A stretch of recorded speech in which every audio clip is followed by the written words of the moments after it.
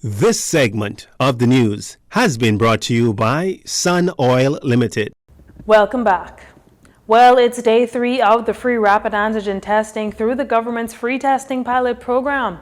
JCN News visited the Kendall G.L. Isaacs Gymnasium Testing Center this morning, where some 800 tests are expected to be completed today. A number of individuals declined to give our news team an interview. However, Alvinique Gator, one of the center's testers, spoke to how the process has been going. She notes that a number of those showing up for testing is for screening, and while others are being tested to travel. Well, I have worked here Saturday, and from what I know, that process went very, very smoothly. Today, however, has been an influx of persons. I'm guessing due to the fact that we have 800, so it has been a little bit more crowded since on Saturday. The free testing program kicked off on Saturday with 400 tests available per day. This was a major success, prompting the government to extend testing to 1,000 per day. Testing is also being conducted at the Melia Hotel. PCR testing is being offered at the South Beach Clinic for those who are presenting symptoms of COVID-19. Ms. Gator is encouraging the public to get their COVID-19 status. I would say get tested. COVID, even though there has been persons getting a lot of symptoms, it's still best to know your status, especially if you're traveling, going back to work, because we want to keep our Bahamians safe as much as possible. Ms. Gator says it's a 20-minute wait for results. Anyone wishing to take advantage of the free testing may sign up for the test at covidtest.gov.bs. Prime Minister Philip Davis vowing to get students back in school as soon as possible. Schools were scheduled to reopen today. However, with a spike in COVID-19 cases, schools reopening was postponed another 2 weeks. The PM made the pledge on Monday during a walkabout of Sybil Strawn Primary, one of the 8 public schools currently under repair.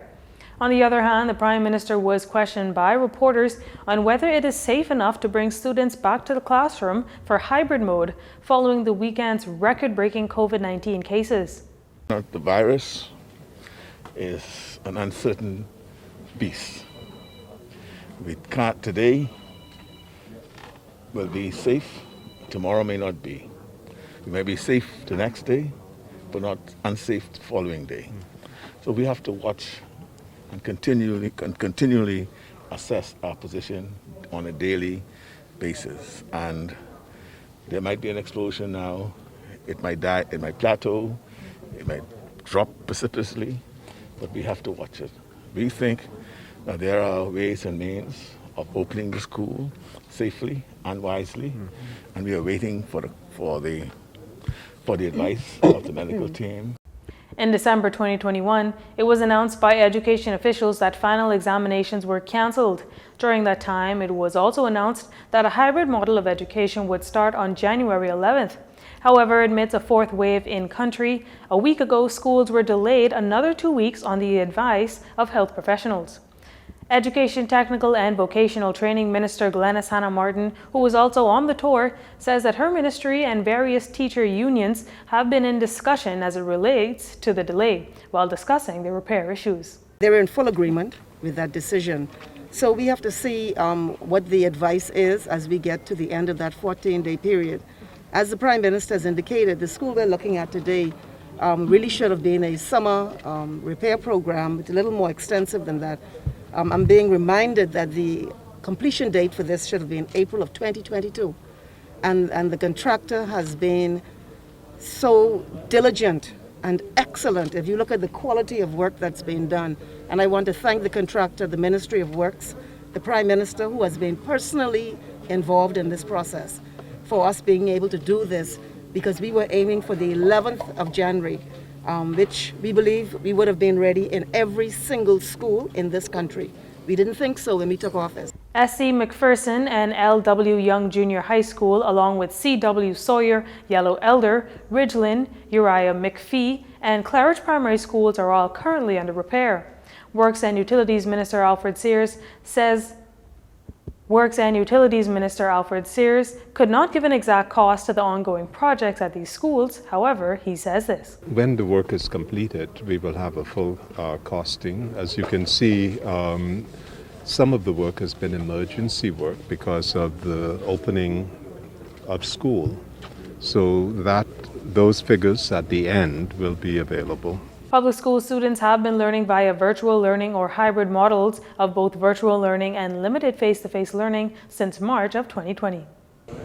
Health officials are considering tighter restrictions off the heels of a recent surge of COVID-19 cases in the Bahamas.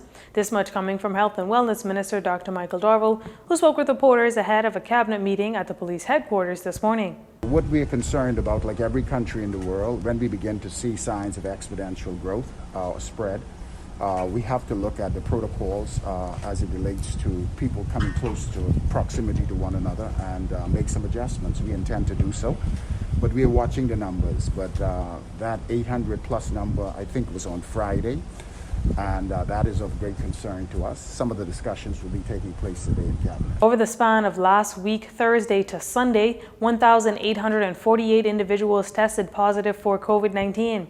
Dr. Darville also told reporters that the country's reference lab confirmed over the weekend that the Omicron variant is in country. Now, this is also without confirmation from the gene sequencing lab over in Panama, where samples were sent for testing. We have been confirming that the majority of cases in the Bahamas is the Omicron variant. So we have that confirmed? Well, through our reference lab, they do some preliminary testings, and they are confident that it is here, while we await the final confirmation from Panama lab. There was no timeline given as to when the results of the gene sequencing in Panama will be done. As judges and attorneys gear up for the start of the new legal year, some are looking forward to putting a recent ruling by London's Privy Council to the test in 2022 and the years ahead. We hear in this report how the Privy Council's ruling on the Eric Stubb appeal application has transcended the order of the Governor-General and is empowering the Supreme Court to hear an appeal without the order of the Governor-General, a ruling that is thought to impact many others, including juveniles, as we hear in this report by Dorino Saunders. Criminal attorney Miranda Adderley, who is an advocate for juvenile justice, weighed in on the recent ruling by London's Privy Council in the case of 60-year-old Eric Stubbs that superseded the need for an order by the Governor-General and has allowed the Bahamas Supreme Court to grant leave for an appeal after the Supreme Court had said previously that it did not have the authority to override the law requiring an order of the Governor-General or the political executive to approve the appeal. According to attorney Adderley, many juveniles convicted of serious crimes are also faced with the same indefinite sentence at the pleasure of the Governor-General and imprisoned with the key basically thrown away. Dealing with juveniles specifically who are convicted of murder, they are sentenced automatically at Her Majesty's pleasure, which normally means that they have a mandatory minimum 20-year sentence. So normally their cases are not reviewed until 20 years into their sentence. It really should be more of 3 years for review in the case of juveniles and young persons who are more adept to rehabilitation, and if things are in place at the Bahamas Department of Corrections to assist them with, trades or with rehabilitating themselves. 20 years is a bit of a long time if you've been convicted at the age of 16 and we don't come back and look at your progress or your behavior for another 20 years. Ms. Adderley says the Privy Council's ruling not only sets a precedent and aids in the goal of separation of powers between the government and the judiciary. As the Privy Council can be expensive, the ruling also gives a more affordable option to offenders who wish to make an appeal. Ms. Adderley describes the ruling as a major success for criminal attorneys and their clients. I think this is a very big win for the criminal bar. In the case of Eric Stubbs, where a lot of these sentences that affect juveniles, that affect persons who are mentally ill, those who are most vulnerable actually in our society, now get a second chance to be reviewed, to be assessed, to look at individually instead of just this blanket of at Her Majesty's pleasure, at the Governor-General's pleasure.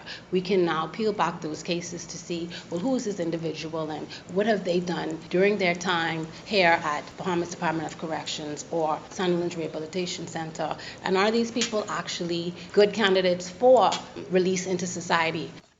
Ms. Adderley also questioned the system at the prison and Sandilands that should be in place to track, monitor, and make recommendations on juvenile offenders or those with mental illness. And then also to go a bit further, what steps or what support systems do we have in place for these persons who we know are vulnerable, have been incarcerated at young ages, or who have been deemed mentally ill. So we also need to work at what safeguards do we have in place for when they are released into society, so that we as the public feel safe now with these inmates. So I think that's also a very important point that Parliament, all branches of government need to look at. The legal fraternity is encouraging the government to amend Criminal Procedure Code 192 to reflect the ruling of the Privy Council and the true purpose of the separation of powers between the government and the judiciary. Chirino Saunders for JCN News. Well, that does it for news this evening. Once again, I'm Tyler Simonet, and from all of us here at JCN News, have a wonderful evening, everyone. This segment of the news has been brought to you by Sun Oil Limited.